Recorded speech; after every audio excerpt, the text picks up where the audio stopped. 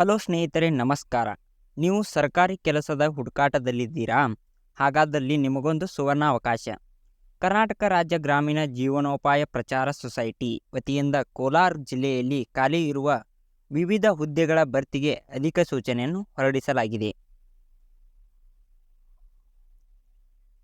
ಉದ್ಯೋಗಗಳ ವಿವರ. ಸಂಸ್ಥೆಯ ಹೆಸರು ಕರ್ನಾಟಕ ರಾಜ್ಯ ಗ್ರಾಮೀಣ ಜೀವನೋಪಾಯ ಪ್ರವರ್ತನಾ ಸಂಘ. ಹುದ್ದೆಯ ಹೆಸರು ಬ್ಲಾಕ್ ಮ್ಯಾನೇಜರ್, ಕಚೇರಿ ಸಹಾಯಕ. ಒಟ್ಟು ಹುದ್ದೆಗಳ ಸಂಖ್ಯೆ 13. ಉದ್ಯೋಗ ಸ್ಥಳ ಕೋಲಾರ, ಕರ್ನಾಟಕ. ಮಾನಸಿಕ ಸಂಬಳ ಆಯ್ಕೆಯಾದ ಅಭ್ಯರ್ಥಿಗಳಿಗೆ ತಿಂಗಳಿಗೆ 18,000ದಿಂದ 25,000 ವೇತನ ನೀಡಲಾಗುತ್ತದೆ. ಶೈಕ್ಷಣಿಕ ಅರ್ಹತೆ ಪದವಿ, ಸ್ನಾತಕೋತ್ತರ ಪದವಿ, MSW, MBA ಪೂರ್ಣಗೊಳಿಸಿರಬೇಕು. ವಯೋಮಿತಿ ಅಭ್ಯರ್ಥಿಗಳಿಗೆ ಗರಿಷ್ಠ 50 ವರ್ಷಗಳ ವಯೋಮಿತಿ ನಿಗದಿಪಡಿಸಲಾಗಿದೆ. ಆಯ್ಕೆಯ ಪ್ರಕ್ರಿಯೆ ನೇರ ಸಂದರ್ಶನದ ಮೂಲಕ ಆಯ್ಕೆ. ಅರ್ಜಿ ಸಲ್ಲಿಸಲು ಪ್ರಮುಖ ದಿನಾಂಕ.